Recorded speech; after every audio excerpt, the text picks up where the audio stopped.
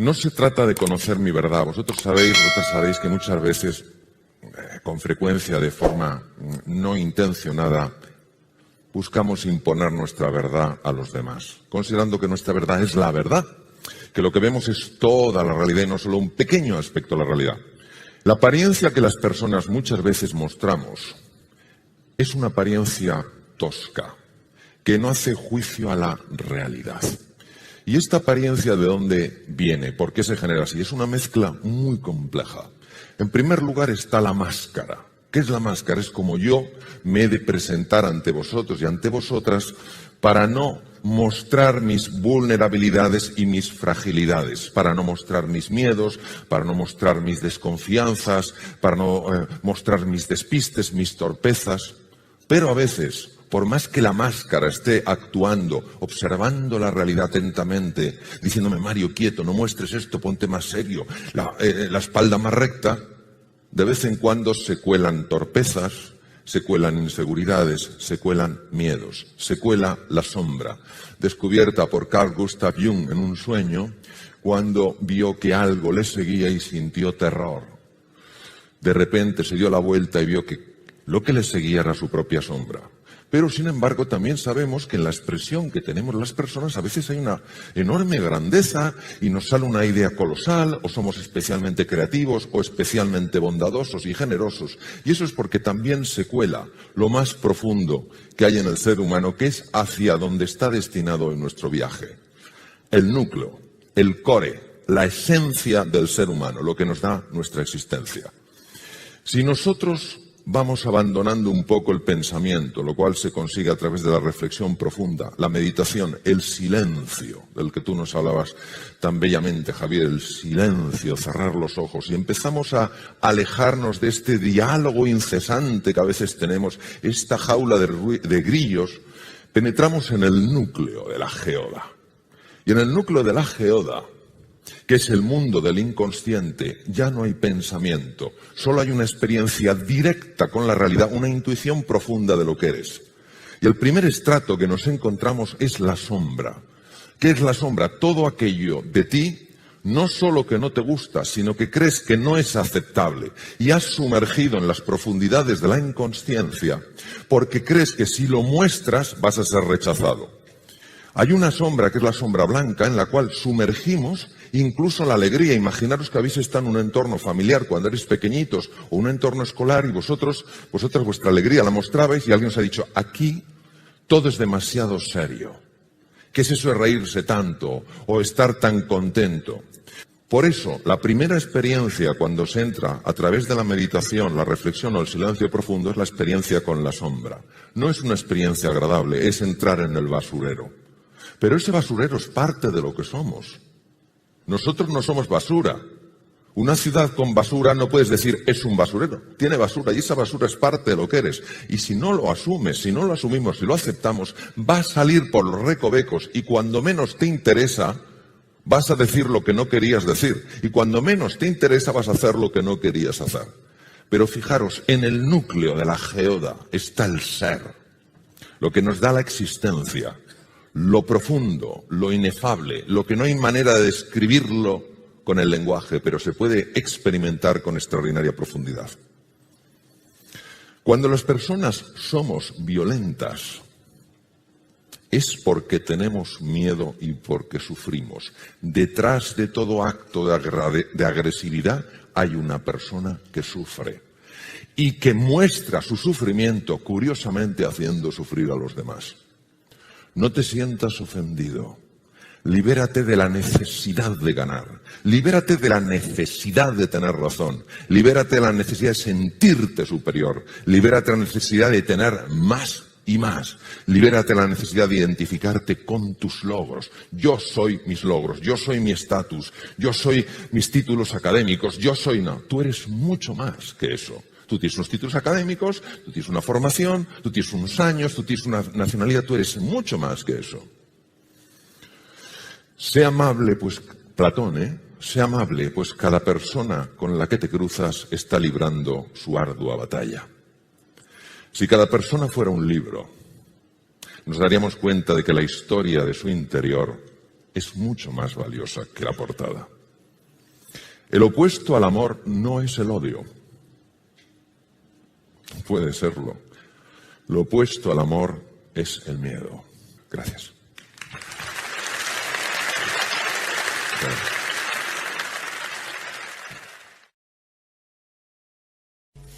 El sentido de la vida es algo que cada uno lo va a deducir, porque me encantaría que pensáramos juntos.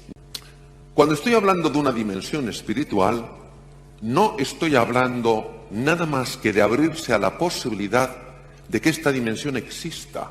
No hablo de abrazar un credo o un dogma, aunque algunas personas insistan en decirnos que es la única manera de abrirse a esta dimensión. Estoy hablando de algo mucho más profundo, de entrar en contacto con algo lo más íntimo que hay en el ser humano. Y en esta época, donde andamos todos, da la sensación tan perdidos, una época donde sabéis que está multiplicándose el consumo de ansiolíticos y antidepresivos, los psicólogos han comentado que ha aumentado un 30% el número de consultas, yo me pregunto si acaso la recuperación de esta dimensión no nos sacaría de la edad de la ansiedad en la que vivimos. Si recuperar esta dimensión, por lo menos abrirnos a la posibilidad de que exista, no ayudaría a nuestras mentes a estar más serenas, no ayudaría a cultivar nuestra sabiduría y abrir nuestro corazón. Por eso que cada uno haga esta reflexión y si lo decide, que empiece esa búsqueda personal de la que ya hablaba el grandísimo Campbell, el hombre que más ha conocido, que mejor ha conocido la mitología tanto de Oriente y de Occidente. Hombre que decía, el sentido de la vida es hacer que los latidos de tu corazón sintonicen con los latidos del universo. Y ahora vamos al segundo tema. ¿Somos lo que pensamos? Y aquí tenemos que ir a la sabiduría ancestral. Irnos, por ejemplo, a la India, hace 25 siglos, donde se escribía en lengua pali, y coger el Dhammapada, la recopilación de los textos de Sakyamuni Buda, el primer Buda, Gautama Siddhartha, que dice textualmente lo siguiente en un fragmento: nuestra forma de vivir está moldeada por nuestra mente. Acabamos convirtiéndonos en aquello que pensamos. Claro, esto nos tiene que dar motivo de reflexión y decir, bueno, vamos a ver, ¿esto puede ser así? ¿Puedo yo con mi pensamiento construirme o destruirme? ¿Realmente puedo transformar mi forma de ser en la vida cambiando mi forma de pensar? Los pensamientos perturbadores, tipo, no soy capaz, no hay solución, desesperanza, activan emociones aflictivas, como el resentimiento, como el miedo, como la frustración, como la ira, como la desesperanza. Esto da lugar a una activación de todo un sistema extremadamente complejo.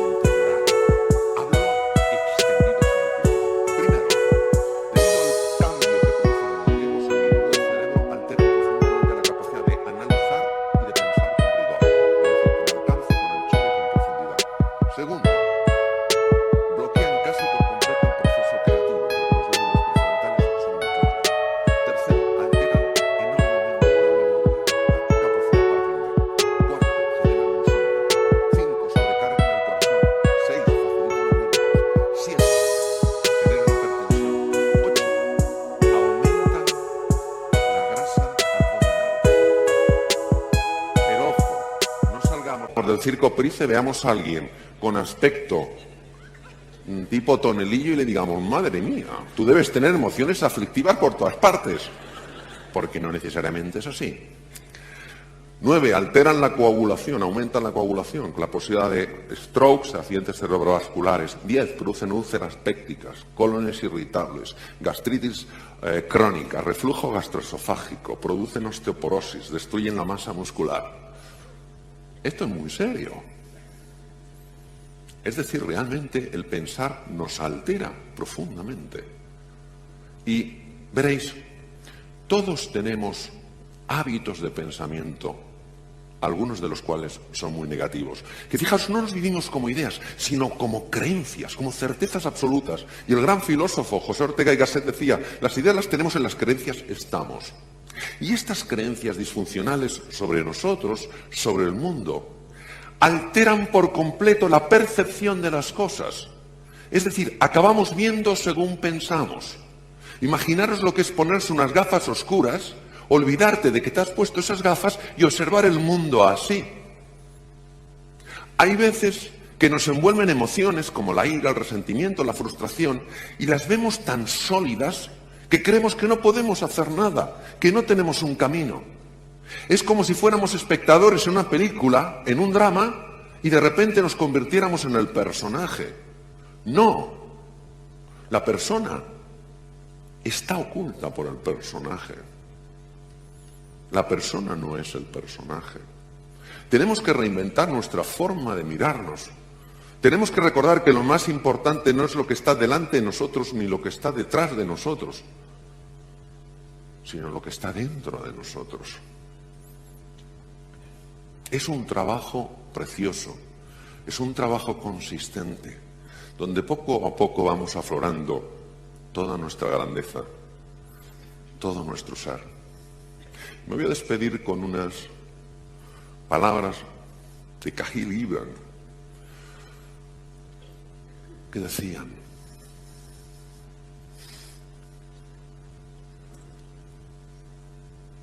en esos inviernos que soporta el corazón, hay una primavera a punto de despertar.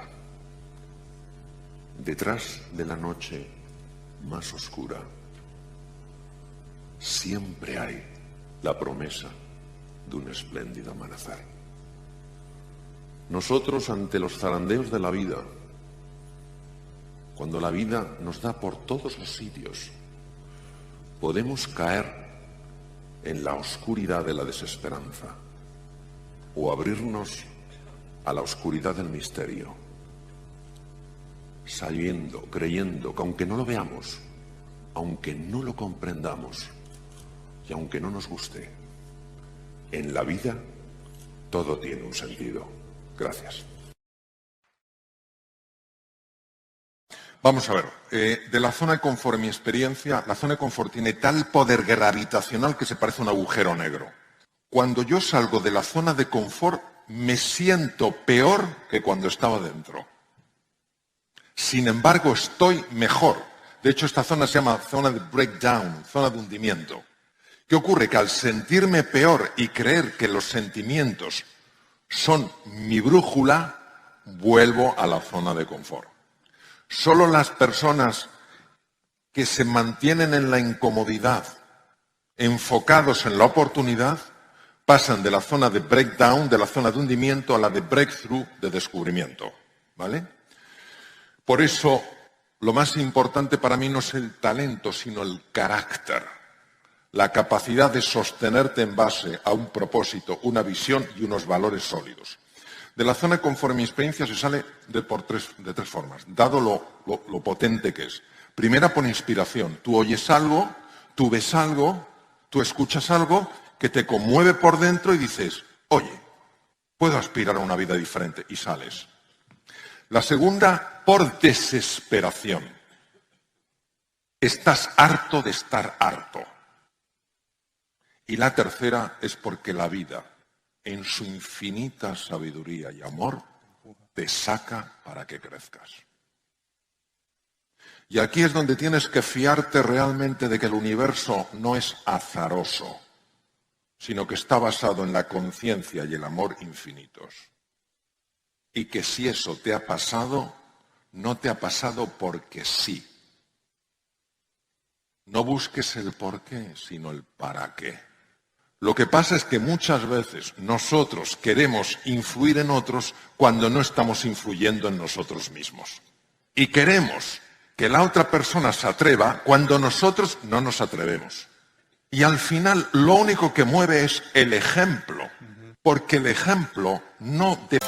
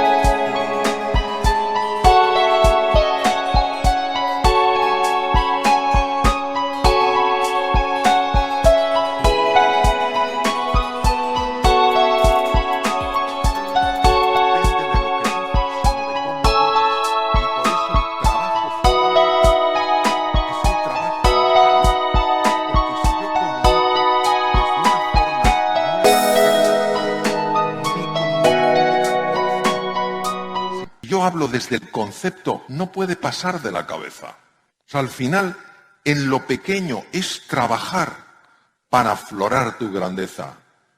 En una ocasión Gandhi, que ya era un hombre muy conocido, hizo una declaración y la declaración fue: este día no hablaré. Bueno, bastaba que dijera algo Gandhi para que todo el mundo quisiera saber. Total, que él iba a hacer un viaje en tren, iba con un discípulo que es el que lo contó. Y un periodista le localizó en un vagón y empezó a dar golpes en el cristal. Gandhi, Gandhi, Mahatma. Mohandas alma grande, su nombre de pila era Mohandas. Gandhi, Gandhi, ¿cuál es tu mensaje para este día? Ya podéis imaginar, había dicho que no iba a hablar. ¿Y cuál es tu mensaje? Pero Gandhi no había dicho que no iba a escribir. Escribió en un papel y lo puso en el cristal, que ponía: mi vida es mi mensaje. Es importante, sí, que hablemos, sobre todo que hagamos. Y ahí es donde nos quedamos.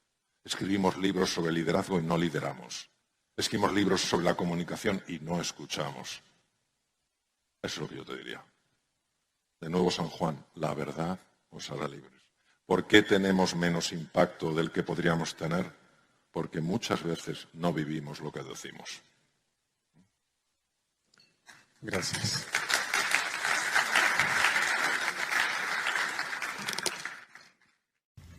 Queridos amigos, ¿sabéis lo que nos pasa?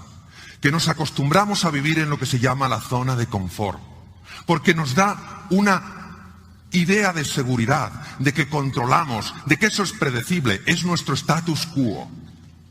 Y cuando por necesidad, o cuando porque alguien nos inspira,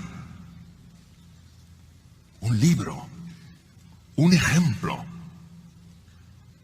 o cuando la vida directamente nos saca, sin pedirnos permiso, el ser humano, ante ese mundo nuevo, complejo, incierto, muchas veces, porque no sabe, no conoce su grandeza, se siente empequeñecido y deja que voces interiores como: no hay salida.